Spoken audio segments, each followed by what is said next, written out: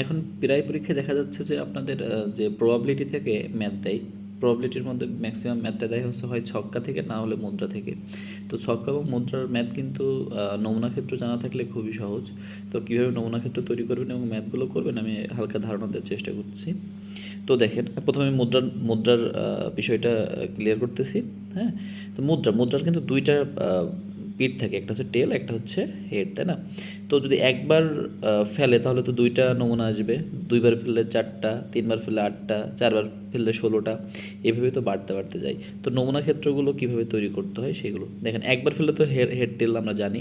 যদি দুইবার ফেলা হয়, তাহলে ওপরে টিএইচ লিখবেন, আর এই সাইডে আবার দুইটা টিএইচ লিখবেন, তারপর এটা গুণ করে দিবেন। তাহলে এখানে কী আসবে? টিটি, টিএইচ, এইচটি এবং হচ্ছে এইচএইচ। এই যে চারটা, এই চারটাই হচ্ছে কিন্তু দুইবার ফেললে আমাদের যে নমুনা সেইটা আসবে। যদি তিনবার ফেলা হয় তাহলে এই যে চারটা আছে এটা আবার ওপরে লিখতে হয়। টিটি, টিএইচ, তারপরে কি এইচটি, তারপর হচ্ছে এইচএইচ।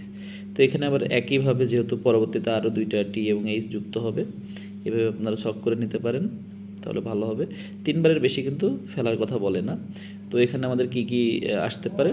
এটা হচ্ছে টি টি টি, টি T H, T H T এবং টি এইচ এইচ। হ্যাঁ, আর এখানে কি এইচ টি টি, মানে এটার সাথে দুটো গুণ করে দিচ্ছি, এইচ টি এইচ এবং হচ্ছে এইচ এইচ টি এবং লাস্টেরটা হচ্ছে এইচ এইচ এইচ।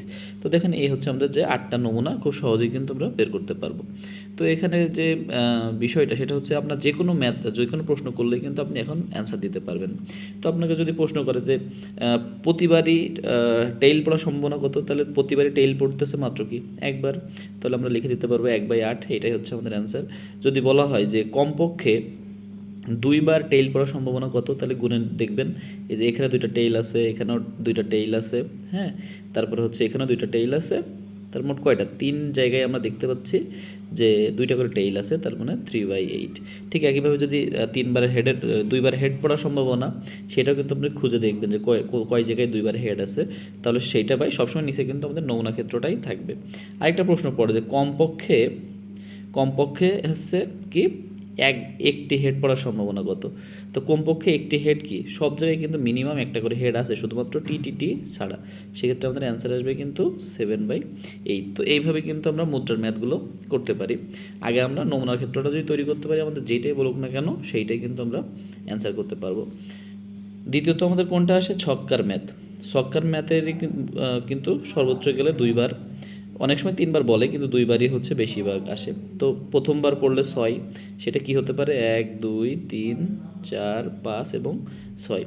তারপরে হচ্ছে যদি দুইবার, তাহলে অবশ্যই 36টা আসবে। তো এই 36টা নমুনা বের করার আগে আপনাদের শিখতে হবে, তাইলে ছক্কার ম্যাথ আর কখনো ভুল যাবে না। তো সেক্ষেত্রে আপনারা কী করবেন? একই সিস্টেম, হ্যাঁ, 1 2 3 4 5 6 পর্যন্ত লিখতে হবে। তারপরে এখানে আমাদের কি করতে হবে? একটা ঘর করে ফেলতে হবে। হ্যাঁ, এটা কিন্তু রিটেনও আসে। 1 2 3 4 5 6। তো আমি এখানে 6টা করে ঘর করে ফেললাম একই সিস্টেমে, যাতে আমাদের নমুনা ক্ষেত্রগুলো আমরা তৈরি করতে পারি। তো 1 2 3 4 5 6 একইভাবে দুই পাশে লিখে ফেলবেন। তো এখানে কি আসবে?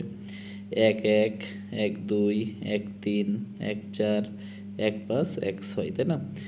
একইভাবে 2 1 2 2 2 3 2 4 2 5 2 6। একটু দ্রুত লিখতেছি। আচ্ছা, আমি ভিডিও বড় হওয়ার কারণে আমি পুরোটা লিখে নিচ্ছি একটু পজ করে।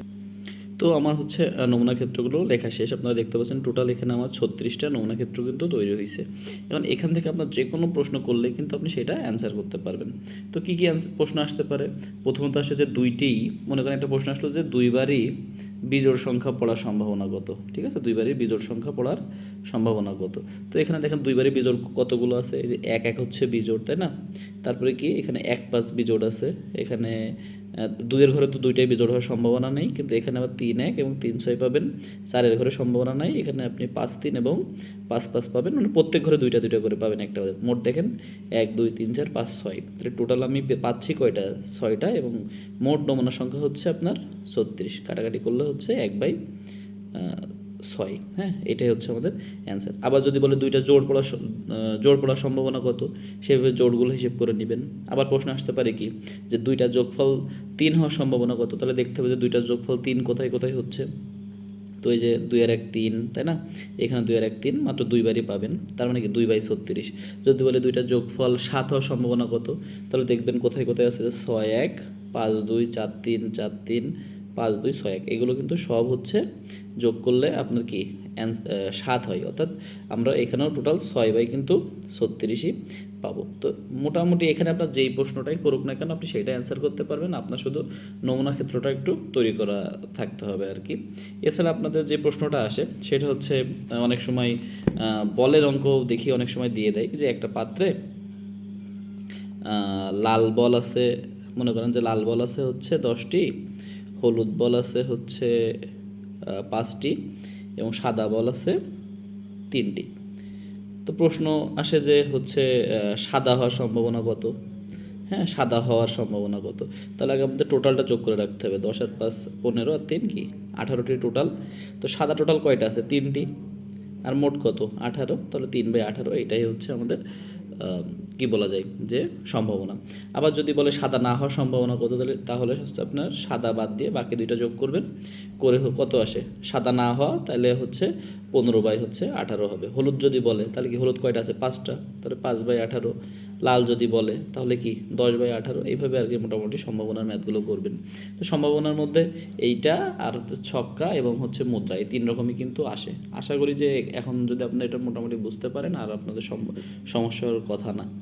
যেহেতু হচ্ছে ভিডিও বেশি আমি বড় করি না, এই জন্য একটু দ্রুত বোঝানোর চেষ্টা করি, আপনারা একটু স্লো বুঝে নিয়ে ট্রাই করবেন আর কি।